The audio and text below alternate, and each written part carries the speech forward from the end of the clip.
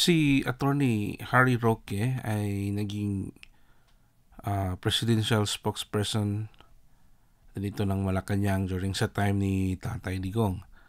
At yung just previous years, yun nga, lahat kasi ng mga konektado ni Tatay Digong ay pinagkakainitan nga nitong administrasyon na to. At isa din ito si Roque, Attorney Roque.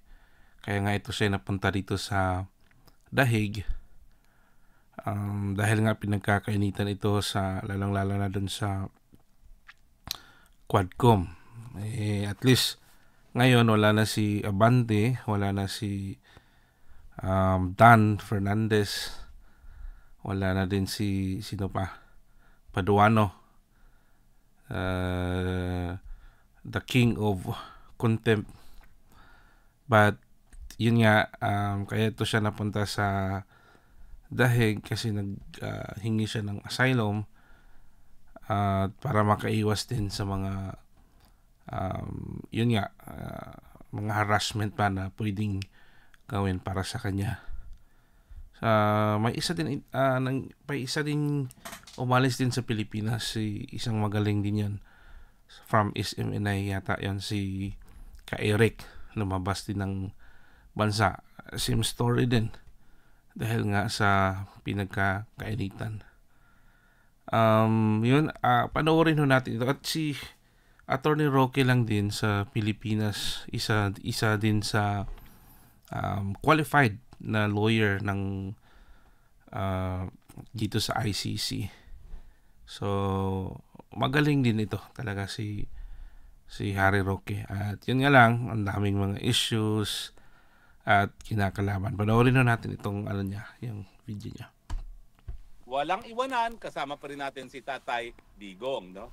Now, alam niyo po, pag-usapan natin, nahehelo na ako dito sa mga taga-DOJ. Manggigipit lang, gigipitin lang ako, hindi pa sila magkasundo. Sabi nung isang USEC, hahanda na namin ang red notice alert. Sabi naman ng isa na spokesperson, hindi pa kasi pinag-aaralan pa ng mga international law experts. Ang gulo nyo naman, manggigipit lang kayo eh.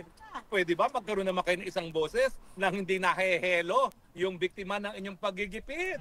Hindi ko tuloy alam kung ako'y matatakot o matatawa sa inyo, no? Dahil panggigipit na lang, hindi nyo pa alam kung anong gagawin. But in any case, alam nyo po, wala kayong magagawa. Okay? Kung kayo'y nag-aral ng international law sa inyong law school, pareho naman kayong abogado, alam nyo po na kapag merong pending asylum petition, merong non-refuma. Kahit ano pang kunin yung red notice alert dyan, manigas kayo, hindi nyo ako makukuha habang nakabindin itong asylum neto dito sa Netherlands. At syempre, dahil walang kakwenta-kwenta yung resolution laban sa akin na nagsampa ng kaso na non-bailable, siguradong magagrant po yan. Mantakin ninyo, qualified human trafficking. Ako daw ay nag-text at tumawag, nag-follow up ko ano pa yung kulang ng dokumento ng Lucky South 99. Kriminal ba yun? Hello naman, sobra naman kayong OA. Hindi po kriminal yun dahil gawaing abogado yan. Kung yung aking ginawa bilang isang abogado ay kriminal, wala na pong mag-aabuga siya. At ang delikado po dyan, lahat po ng tao na may haharaping demanda, lalo na mga non-bailable, wala na po silang makukuhang abogado dahil ang abogado matatakot na baka pati sila madawit. Ang katotohanan po niyan ganito. Nung ako ay kinontempt ng Kongreso, akala nila mapapadeport nila ako, mapapakancel nila ang aking passport. Mga ulang talaga sa katalinuhan yung mga huwad committee na yan. Grabe nga talaga yan. Yung sa time na pinatawag siya doon sa hearing doon sa lower house at kinontempt nga ito na alam naman natin na mostly pag hindi nila nagustuhan, contempt ka agad, di ba? Yun yung nakakatawa doon eh. Paano ka naman mapapauwi balido yung passport? Siyempre kailangan makancel ang passport. Hindi nagbabasa ng passport law, yung passport law, ako staff member pa sa Kongreso, hindi pa ako naging congressman noon, isa na ako doon sa sumulat ng passport law. Hindi po yan po pwede makancel na walang court order. Nung na-realize nila, mahabang panahon na nakalipas na hindi nila ako makukuha dahil doon sa congressional warrant of arrest na yan, sabi nila, taniman ng kaso. Kaya, Nobyembre na naghain ng supplemental complaint affidavit. Ibig sabihin, hinabol talaga at ang pakay talaga nila ay magkaroon ako ng kaso nang sa ganun, makancel nila ang passport at mapauwi ako at makulong. Kasama ng mga ordinaryong mga individual na matagal na panahon na walang piyansa kasi non-bailable yan. Well, sorry na lang kayo dahil kayo rin ang nagsabi nung na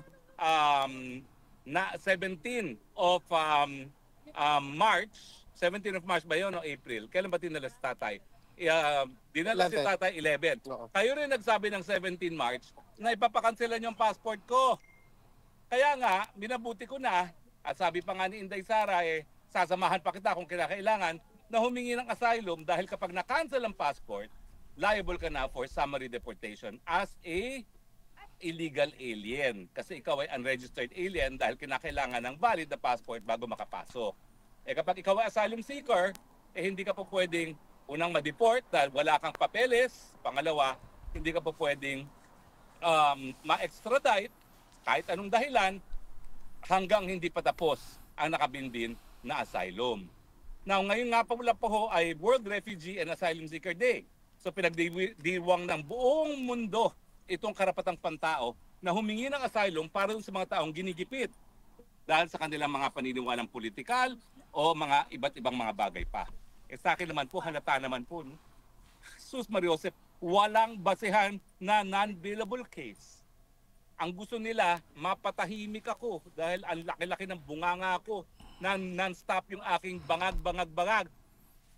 Kasi talagang madaldal to si Atty. Roque. Kita-kita naman. At talagang inis na inis sila dito. Tinik din ito ng administrasyon. Kasi alam niya, galing siya din doon hindi siya bastang maluloko, madulas, magaling. Pag si Tatay Digong naman, hindi naman yun talaga basta marunong yun. Hindi naman talaga din yun basta-basta kumukuha ng mga taong yung hindi karapat-dapat talaga. Magaling yun kumilates. Kaya itong tingnan nyo, bakit dito pa talaga nagpunta si Atty. Harry Roque.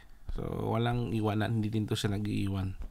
Kaya makikita din natin dito na yung loyalty din niya para kay Tatay Digong. Kasi nga mga tao naging loyal ni Tatay Digong kasi marami siyang nagawa sa Pilipinas. Alam nga naman doon ka maglo-loyal sa mga walang paki sa'yo, di ba? So natural lang na ang mga Pinoy, mga tao ay nagiging loyal din ni Tatay Digong at isa na to si Atty. Harry Roque. Hindi lang bunganga, may mga dance moves pa ngayon. Inggit lang kayo sa mga dance moves to. Di sumayaw na rin kayo. Join us in bangag. Complete with the facial expression. Bangag. Diba? Hindi pa yan, ha? New. And budol. Diba? Well, alam niyo po, magsama-sama na kayo dyan sa DOJ. Mag 500 na utak pa kayo. Hinahamon ko kayo. Sige, subukan nyo akong kunin. Dahil nakaukit po yan, karapatang pantao po yan. Lalong-lalo na kung obvious yung ginawa ninyo na walang kaebidensya, dinawit nyo ako. Akong akala nyo, wala kayong pananagutan, ha? Hindi kayo dyan forever. Pag natapos na ang inyong panahon, babalikan ko kayong... Safe to siya, no? Si Atty. Harry Roque dyan kasi wala si John Vic Remulla. At wala din si Torre. So si Torre kasi yung delikado Pag andyan si Torre, walang sinasanto din yun si Torre. Yeah. Kung ano yung sinasabi ng amo, it's egal na yung constitution, di ba? So safe po kayo dyan. Atty. Harry Roque, wala si Torre. So nice one. Lahat, ididimanda ko kayo lahat ng malicious prosecution. Pagbabayarin ko kayo ng danyos, itaga nyo yan sa bato dahil sa ginawa nyo sa akin at sa aking pamilya. sigurado ako pag maging presidente si Inday Sara, isa ito sa magre-respond. Babalikan talaga kayo nito ni Attorney Harry Roque. Remember, isang lawyer to siya. Kaya babalikan talaga itong mga taong nanggigipit sa kanya. At hindi katulad ni Tatay Digong na yung lahat na tumitira sa kanya hindi niya pinapansin eh. Ganon din yung si Tatay Digong, kabait talaga. Kaya walang kapantay si Tatay Digong.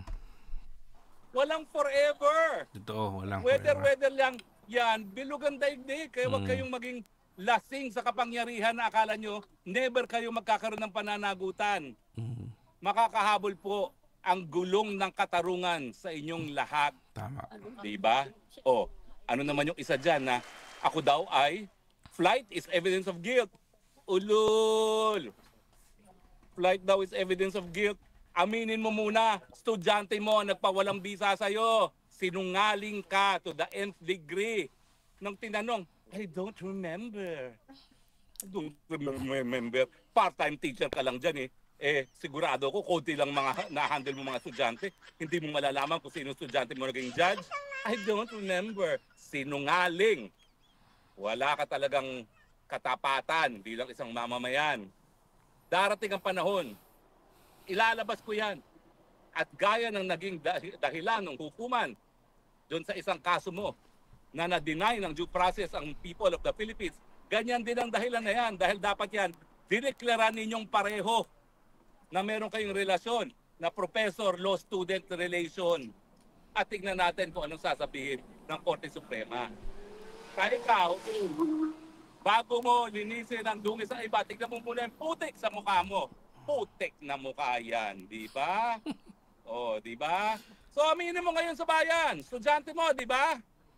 Huwag kang peke na I don't remember. At saka hindi ka naniniwala sa accent mo. Bicolana ka, day. Ano ka ba? Saan mo ba kinuha yung peke mong accent na yan? Okay. But anyway, lahat tayo, may panahon din yan. Ang sa Mahirap akin po, kalabanin walang to si kahit Harry Roque. sino na nagsabi na recruit ko sila. Dahil trafficking yan eh. Walang kahit sino nagsabi na ang recruitment ko dahil sa paggamit ng dahas at para pagsamantalahan sila. Ikaw, hindi bababa sa 15. Tumistigo na tumanggap ka talaga ng pera sa mga drug lords para sa kalakalan ng droga. O wag mo sabihin acquitted ka na dahil buhay na naman yung kaso mong isa. So do not take pride na acquitted ka na. Hindi, nabaliktad nga. Dahil na Si Laila de Lima yata yung tinutukoy ni Attorney Harry Roque. wala ng due process ang people of the Philippines. At titignan natin talaga sa takdang panahon. Kaya I advise you, tumahimik ka na lang dahil ako naman, hindi kita winawakwakan, okay? Pero kapag hindi ka talaga tumahimik, dako, baka mapilitan pa ako maghain ng formal na reklamo para malaman ng taong bayan kung talagang estudyante mo nga yung nagpawalang bisa sa'yo. Sinungaling ka. Anyway, sensya na kayo. Medyo emotional. Pero, on World Refugee Day, sinasabi ko lang po sa DOJ, gawin niyo po ang inyong trabaho. Give it your best shot. Pero pasensya na po kayo. I'm in my home court of international law. Alam ko po ang batas ng international law. Kaya good luck na lang sa inyo. Mapapahiya lang po kayo. Okay? Mapapahiya lang kayo.